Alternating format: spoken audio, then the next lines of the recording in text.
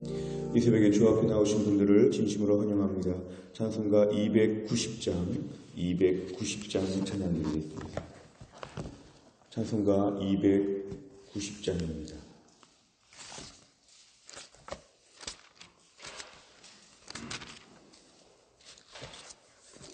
찬송가 290장입니다.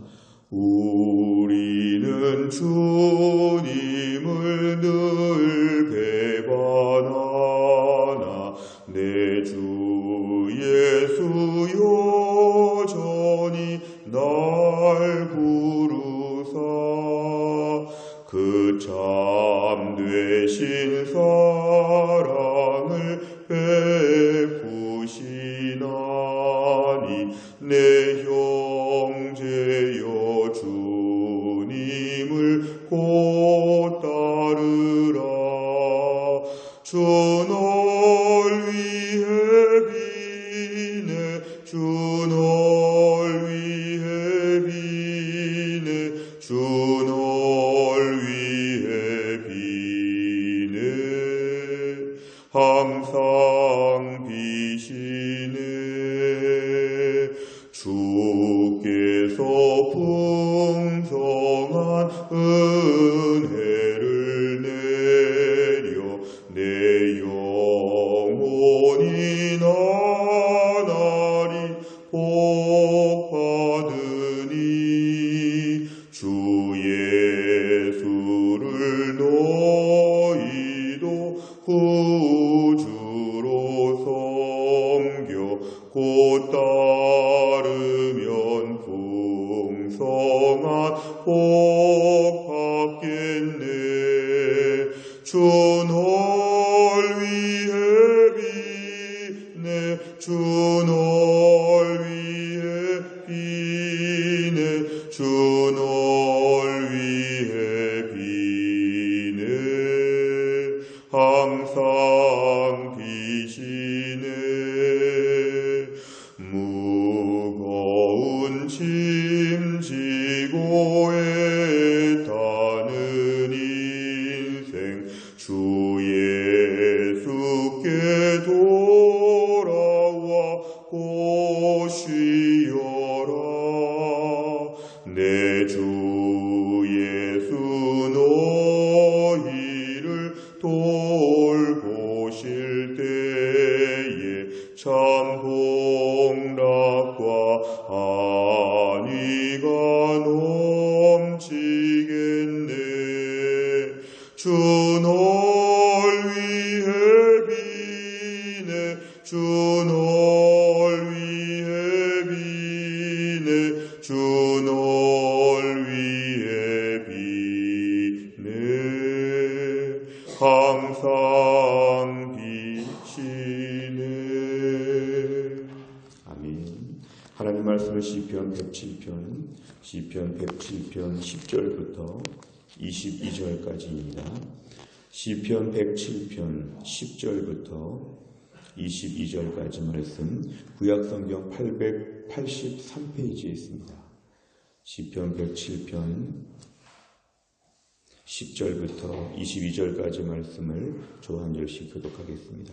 시편 107편 10절부터 22절입니다. 사람이 흑암과 사망의 그늘에 앉으며 곤고와 쇠사슬에 매임은 하나님의 말씀을 거역하며 지존자의 뜻을 멸시함이라. 그러므로 그가 고통을 주어 그들의 마음을 겸손하게 하셨으니 그들이 엎드러져도 돕는 자가 없었도다. 이에 그들이 그 환난 중에 여호와께 부르짖음에 그들의 고통에서 구원하시되 흑암과 사망의 그늘에서 인도하여 내시고 그들의 얽어맨 줄을 끊으셨도다. 여호와의 인자하심과 인생에게 행하신 기적으로 말미암아 그를 찬송할지로다. 그가 논문을 깨뜨리시며 쇠 빗장을 꺾으셨음이로다. 미련한 자들은 그들의 죄악의 길을 따르고 그들의 악을 범하기 때문에 고난을 받아 그들은 그들의 모든 음식물을 싫어하게 되어 사망의 문에 이르렀도다. 이에 그들이 그들의 고통 때문에 여호와께 부르짖음에 그가 그들의 고통에서 그들을 구원하시되 그가 그의 말씀을 보내어 그들을 고치시고 위험한 지경에서 건지시는도다. 여호와의 인자하심과 인생에게 행하신 기적으로 말미암아 그를 찬송할지로다. 같이 읽습니다. 감사제를 드리며 노래하여 그가 행하신 일을 선포할지로다. 아멘. 오늘 본문의 말씀을 보시면 하나님께서 우리를 다루시는 방법이 나와 있습니다. 특별히 오늘 10절과 11절에 보니까 하나님의 말씀에 대한 태도, 하나님 말씀에 대하여 거역하고 말씀을 통해 일하시는 지존자 하나님을 멸시하게 될 때에 10절과 11절의 상황이 벌어지는데요. 흑암과 사망의 그늘에 앉게 되고 곤과 쇠사슬에 매이게 됩니다. 결국 하나님 말씀에 대한 지속적인, 성경에서의 말씀은 주로 지속적인 걸 얘기합니다. 지속적으로 거역하며 지존자의 뜻을 멸시하게 될 때에는 고통과 어려운 순간이 오는데 12절에 보니까 단순한 고통의 때가 오는 게 아니라 하나님이 일부러 주신다는 거죠. 12절에 보니까 그가 고통을 주신다. 하나님이 사랑하는 주의 백성들에게도 고통을 주신다. 이 고통을 주는 것은 형벌이라는 의미보다는 하나님 우리를 깜짝 놀라게 하시는 거죠. 이게 하나님의 주관하시는 고통의 의미입니다. 그냥 누가 누구를 해롭게 만들고 괴롭히고 그래서 벌을 받는다가 아니라 하나님이 고통을 주셔서 12절 중간에 보니까 그들의 마음을 겸손하게 하신다. 하나님의 뜻은 겸손하게 만드신다는 건데 이 겸손의 태도가 바로 뭐냐면은 하나님 말씀에 대한 태도가 겸손해진다는 것입니다. 그래서 오늘 본문의 12절에 보니까 고통을 주어 이렇게 말씀하는데요. 오늘 본문의 20절에 좀 내려가 보시면 말씀을 보내어 이렇게 하십니다. 하나님께서 우리에게 고통을 주셔서 겸손하게 만드신 다음에 두 번째로 주시는 것은 말씀을 보내신다는 겁니다. 우선 고통을 주셔서 미리 우리의 심령 가운데 메스를 대시는 거죠.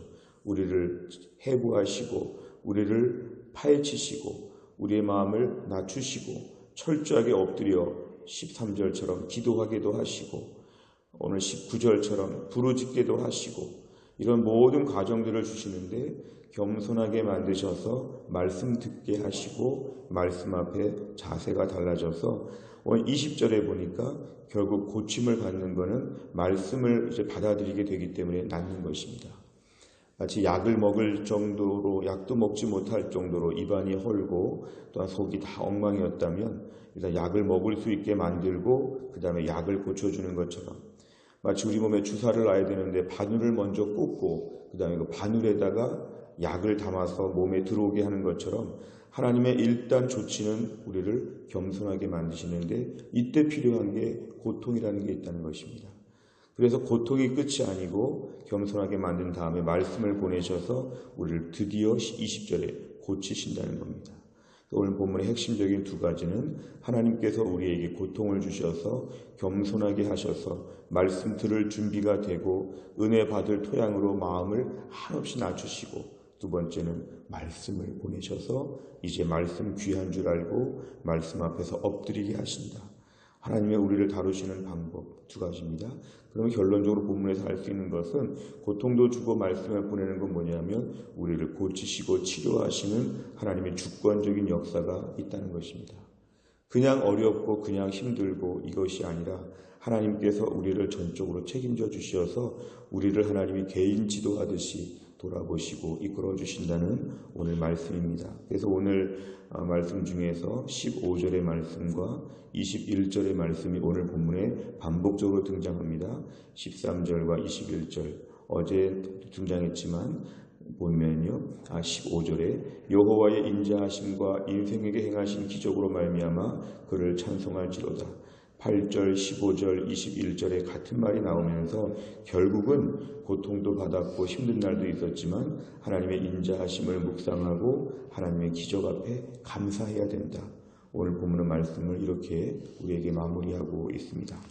오늘 내용 관찰을 보시면 하나님께서는 말씀을 거역하는 자들을 어떻게 다루십니까? 10절부터 12절에 보니까 말씀을 지속적으로 거역하게 되면 하나님 우리에게 고난을 주시고 고통을 주십니다. 왜냐하면 그러면 안 되기 때문에 우리가 지속적으로 말씀에 불순종하면 안 되기 때문에 하나님께서 우리에게 고통을 주셔서 멈춰서 생각하게 만드신다는 것입니다. 두 번째, 미련한 자들의 부르짖으면 어떻게 반응하십니까? 17절부터 20절까지 보니까 미련한 자들의 부르짖음에 대해서 하나님은 어떻게 하시냐면 19절에 미련한 자들이 결국에는 고난 때문에 고통 때문에 부르짖게 되는데 하나님은 19절에서 들으신다는 것입니다. 고난 가운데 부르짖으면 하나님은 구원하신다.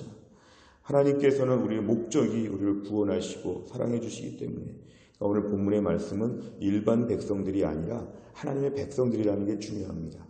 세상 모든 사람들이 이런 혜택을 받는 게 아니라 믿는 자들에 대해서는 이들이 비록 미련하게 그동안 살았죠. 미련한 증거는 뭐냐 하면은 이렇게 불순종하고 말씀 거역하면 어려운 일이 있는데 그 어려운 것을 그대로 계속 당하기 때문에 미련하다고 얘기하고 있습니다.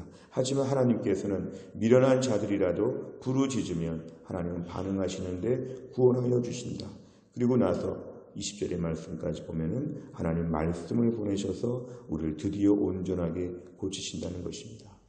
세 번째를 보면 시인은 왜 여호와의 인자하심과 인생에게 행하신 기적을 거듭 찬양하니까 8절, 15절, 21절에서 오늘 시편 한 편에 세 번씩이나 이 말씀을 하신 이유는 뭐냐면 하나님이 우리를 다루시고 만들어 가신다는 것입니다. 고통에만 집중하게 되면 하나님을 서운하다고 삿대질하고 욕할 수가 있습니다만 고통에 우리가 초점을 맞출 것이 아니라 고통 가운데 겸손해지고 있는가? 왜 집안에 이렇게 어려운 일을 주고 가정과 교회 가운데 어려움이 있고 직장 가운데 어려움이 있고 나에게 하나님이 이럴 수 있느냐 이렇게 따지기 전에 이런 시간이 나를 겸손하게 만들고 있느냐? 겸손하다는 것은 말씀에 대한 태도가 바뀌고 있느냐? 하나님 앞에 내가 변화되고 있느냐? 이 고통을 주시는 하나님의 마음이 얼마나 아프실까? 하지만 사랑하는 자녀에게 매를 대시면서라도 징계하시면서 고치시는 부모와 같은 마음으로 하나님 우리를 다루고 계시다는 거죠. 이때 제일 중요한 점은 힘들다에 대한 묵상보다는 겸손해지고 있는가? 말씀에 대한 태도가 달라지고 있는가? 내가 그래서 부르짖고 있는가? 하나님이 지금 나에게 기대하시는 바는 그런 것이죠. 고통에 집중해서 원망, 불평, 힘들다는 이렇게 너무 이렇게 그런 말을 많이 하지 말고 내가 겸손해지고 있는가? 그리고 오늘 시인이 하나님을 찬양할 이유는 이것입니다. 어떻게 나를 생각해 주십니까? 시편 8편의 말씀처럼 어떻게 저를 생각하셔서 이렇게 고통도 주시면서 저를 온전케 만드십니까? 그리고 어떻게 저에게 말씀에 대한 바른 태도를 가르쳐 주십니까? 하나님 너무너무 저에게 신경 써주시는 게 감사합니다. 더 방탕하게 막 나가지 못하도록 저를 묶어주시는 게 감사합니다. 하나님 인생, 초라하고 미련한 인생 가운데 왜 이렇게까지 적극적으로 일하십니까? 저를 좀 포기하지 않으시고 왜 붙잡고 계속 돌보십니까? 이것이 생각할수록 너무 감사하기 때문에 오늘 시인은 너무너무 감사하여 이 같은 구절을 세 번씩이나 고백하며 찬양하고 있습니다. 네 번째를 보면 죄인을 겸손하게 하시기 위해 고통을 주시는 하나님을 보며 무엇을 느낍니까? 오늘 저는 네 번째 문제를 풀면서 하나님 아버지의 사랑을 묵상하게 되었습니다. 고통에는 사랑이라기보다는 무섭다고 생각이 되지만 고통의 목적이 있기 때문에 그렇습니다.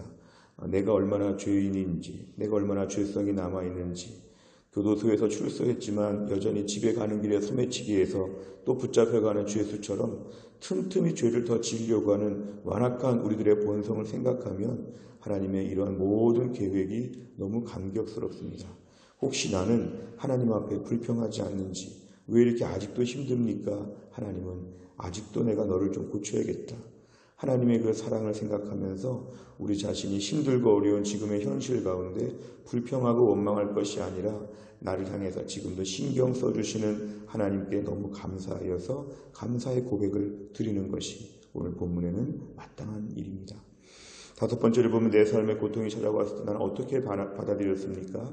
현재 고통에 매이기보다 고통 넘어 회복의 은혜를 주시는 하나님께 집중하기 위해서 무엇을 분별해야 되겠습니까? 오늘도 내 삶에 제일 중요한 것은 고통 없는 무사태평의 시대를 사는 게 아니라 오늘도 온전해지는 게 목적입니다. 하나님과의 관계가 회복되는 게 목적입니다. 몸이 좀 아프더라도, 집이 좀 가난하더라도, 조금 힘든 사람들을 만나더라도 이런 일을 통해서 나의 믿음을 온전케 만들어 주시옵소서.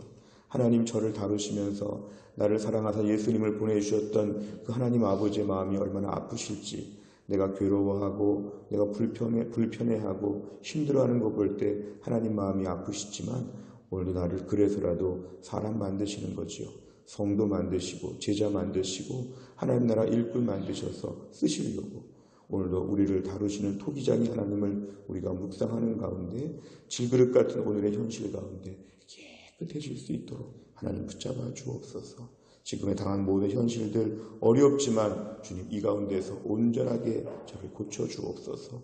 수술실의 환자가 의사에게 몸을 다 맡기듯이 하나님께 내 삶을 다 맡기고 마음껏 나를 고쳐주시고 나를 다스려 주옵소서. 하나님만 의지합니다.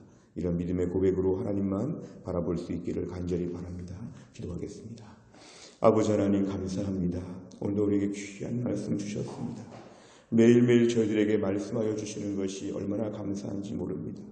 오늘 본문에 보면 강팍한 심령, 하나님 말씀을 거부할 때 하나님의 고통을 주셔서 우리의 마음을 겸손하게 메스로 가르시고 우리에게 주사바늘을 꽂으셔서 그 순간에 통증을 갖게 하시지만 이제 말씀이 들어올 수 있게끔 우리 심령을 이렇게 평탄화시키는 주님, 우리 심령을 미리 예비하시는 주님, 오늘도 우리 삶 가운데 크고 작은 많은 고통과 장기적인 힘든 일들이 있다고 할지라도 이 가운데서 우리가 힘들다는 말을 많이 하지 않게 하시고 하나님 나를 오늘도 온전케 하시기 위해서 나를 여전히 신경 써주시고 생각해 주시는 하나님의 전적인 나에 대한 회복 프로그램을 받아들이게 하여 주시고 오늘도 힘들다는 말 많이 하지 말고 오늘도 아직도 겸손해지지 않았다고 스스로를 돌아보면서 더 겸손하게 완벽하게 납작 굴복하여서 오직 하나님만 바라보는 철저한 하나님 아버지, 이스라엘 백성들을 시내산에서 1년 동안 온전케 만드시려고 애쓰셨던 주님이 내 평생에 60년, 70년을 거쳐서 우리를 온전케 만들어 가시는 그 은혜 앞에서 철저하게 엎드릴 수 있도록 우리의 은혜를 베풀어 주시고 오늘도 또 한 날 무사태평한 그러한 날이 아니라 온전해지는 회복의 한 날이 될 수 있도록 하나님 붙잡아 주옵소서. 한 날의 모든 일정, 우리 가족들, 직장, 교회 흩어진 모든 우리 식구들 다 붙잡아 주시고 또 한 날도 주님의 은혜를 체험할 수 있도록 우리를 붙잡아 주시옵소서. 예수님의 이름으로 기도하옵나이다. 아멘. 우리가 금요일에 뵙때 기도 제목은 다락방 예배와 전도의 세 가족을 위하여 71번부터 84번까지 기도합니다. 71번부터 84번 71번부터 다 같이 읽겠습니다. 담임 목사님에게 목자의 마음과 지혜와 계시의 영을 주셔서 순장들의 영적인 필요를 넉넉히 채우게 하옵소서. 아멘. 순장들이 먼저 은혜 받는데 앞장서게 하시고 말씀과 기도와 섬김을 통해 맡겨주신 영혼들을 세심히 돌아보게 하옵소서. 아멘. 초대교회처럼 다락방이 성령 안에서 하나 되고 모이기를 힘쓰는 공동체가 되게 하옵소서. 아멘. 다락방 예배 안에서 말씀의 은혜, 기도의 능력, 성도들 간의 참된 교제를 경험하며 신앙생활의 참된 기쁨을 누리게 하옵소서. 아멘. 아직 다락방에 들어오지 않은 비순원 성도들의 마음을 열어주셔서 다락방 안에서의 풍성한 신앙생활을 함께 누리게 하옵소서. 아멘. 여자 낮 다락방, 여직장인 다락방, 남자 및 부부 다락방, 시니어 다락방을 통해 교회 성도 전체가 사랑의 띠로 견고하게 묶이게 하옵소서. 아멘. 지역별 공동체가 지역 전도의 디딤돌이 되게 하시고 이 공동체들을 통하여 사랑의 교제가 풍성하게 하옵소서. 아멘. 모든 전도회마다 섬김, 사랑, 긍휼, 돌봄의 역사가 더욱 풍성하게 하옵소서. 아멘. 전도에 세우신 임원들이 기쁨으로 감당하게 하시되 하늘의 큰 복을 먼저 받아서 넘치는 은혜로 직책을 감당하게 하옵소서. 아멘. 우리 교회 모든 전도회가 목양적으로 탁월한 섬김을 감당하여 특히 약한 자, 돌아볼 자들을 세심하게 섬기게 하옵소서. 아멘. 모든 성도들이 새가족을 관심과 사랑으로 섬기게 하시고 이를 통해서 새가족들이 교회에 안정적으로 정착하게 하옵소서. 아멘. 하나님께서 귀한 영혼을 믿고 맡기실 수 있는 교회가 되기 위해 더욱 따뜻하고 은혜로운 교회 분위기가 마련되어 점점 더 많은 새가족을 감당하게 하옵소서. 아멘. 새가족을 섬기는 봉사자들의 마음에 아비의 마음과 어미의 심정을 주셔서 따뜻하게 주의 사랑으로 봉사하며 섬기게 하옵소서. 주옵소서. 아멘. 새가족 정착이 견실하게 이루어지면서 주변 믿지 않는 자들에게 아름다운 소문이 나게 하시고 복음 전도의 문이 더 활짝 열리게 하옵소서. 아멘. 주기도문합니다. 하늘에 계신 우리 아버지여, 이름이 거룩히 여김을 받으시오며 나라 임하옵시며 뜻이 하늘에서 이룬 것 같이 땅에서도 이루어지리이다. 오늘날 우리에게 일용할 양식을 주옵시고 우리가 우리에게 죄 지은 자를 사하여 준 것 같이 우리 죄를 사하여 주옵시고 우리를 시험에 들게 하지 마옵시고 다만 악에서 구하옵소서. 대개 나라와 권세와 영광이 아버지께 영원히 있사옵나이다.